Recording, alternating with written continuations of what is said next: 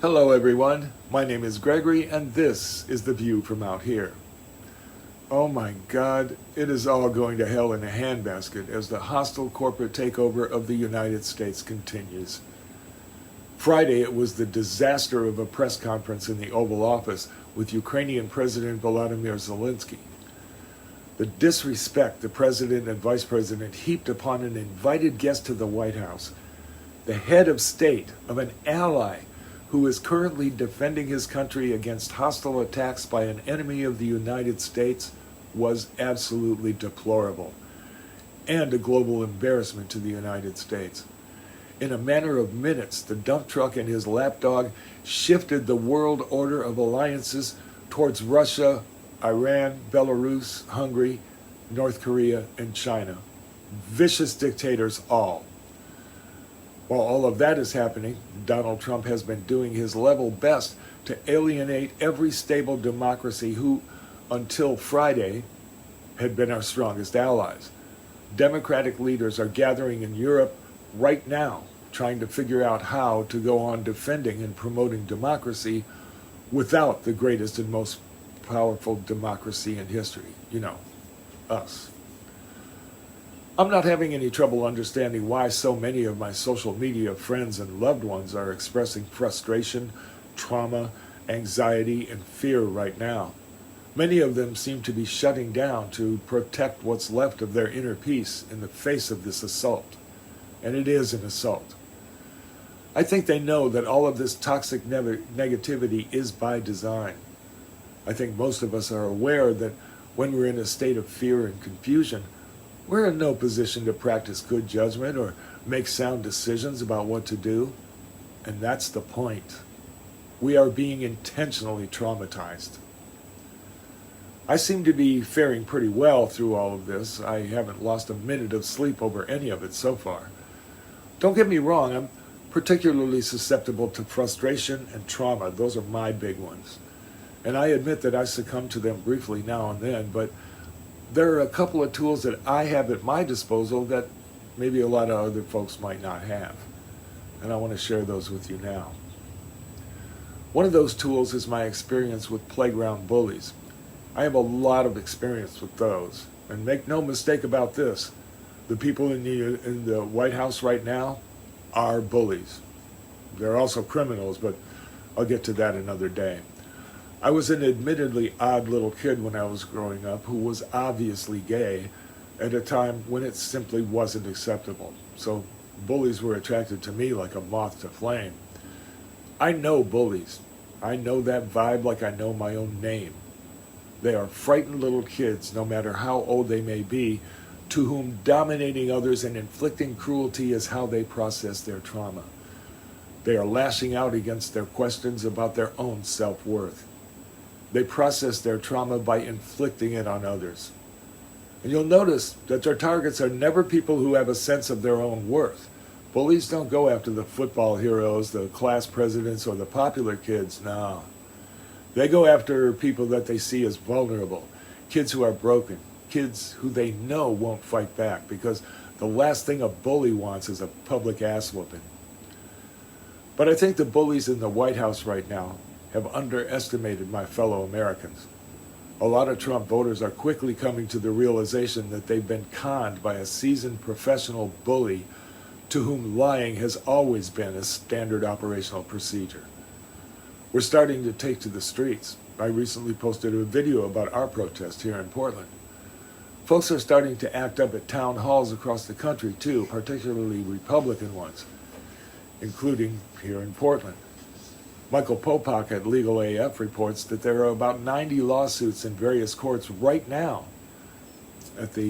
about this rampant rush of illegal activity coming from the White House.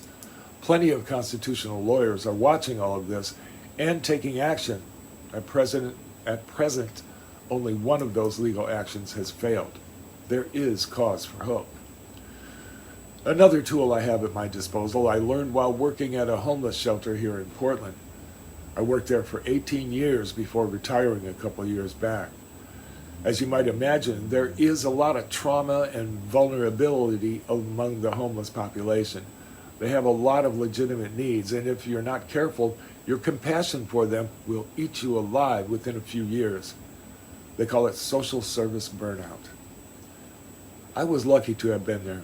I made a reasonable living for 18 years, making a contribution to my community. I provided for myself while helping to make things better for others, and I know that not everybody gets to do that. Sometimes we failed, and sometimes we got to see people who came to us broken walk out our door holding a key to a place to call home and a workable chance at a better life. For me, those were the big paydays. It's very much like that for social activists, too. People like you and me, and people who know that there is such a thing as truth and stand up for it every day.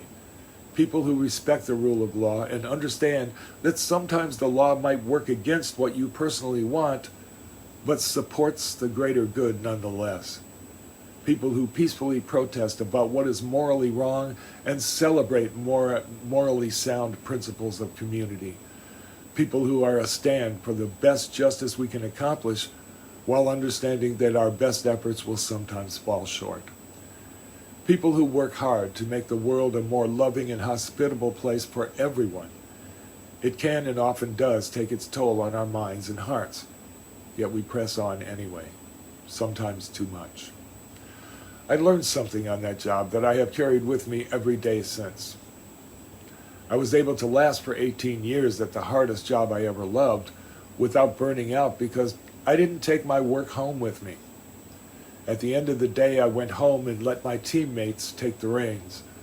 The next shift were there to take over for what I was doing, and the shift after that would take over for them. There will be homelessness waiting for me tomorrow, and I know it. But I also know that there will also be a team of people to take over when I've had enough for one day, and that's how it should be. Some things in life work just like they're supposed to. It was never up to me to solve homelessness on my own. It was up to us, together, the collective us. And I think I'm sorry, I think I just buried the lead. If there's anything of value that I could say to my social media friends and loved ones who are traumatized, frustrated, anxious, or scared about what's happening to us right now, it would be this. Don't take your work home with you. Solving the world's problems is not saddled on your shoulders alone, and it never was. Do what you can, when you can, because you have good reason to trust that there are always people ready, waiting, and motivated to take over for you when you've done your bit for the day. I have a little pin on my go bag for decades that reminds me every day that I'm a part of something much bigger than me. It's a quote by Mahatma Gandhi. It says, "Whatever you do may seem insignificant, but it is most important that you do it." What that means to me is that if each of us do a little bit, no one will ever have to do so much that they end up in social activist burnout. I want to thank you for hanging with me so far, and if anything I've said is being helpful, please take a second to like and subscribe with the buttons below. And please don't forget about the books that I wrote for you. There they are right there. Searching for Saint Germain, Basic Video Production, and my new one, which is a companion piece to Basic Video Production. It's called Video Podcasting Primer, which will come in pretty handy for those of you who are thinking about doing your little bit to help save our country. You'll find links to all three books in the description below. Meanwhile, my name is Gregory, and this has been The View from Out Here. Much love.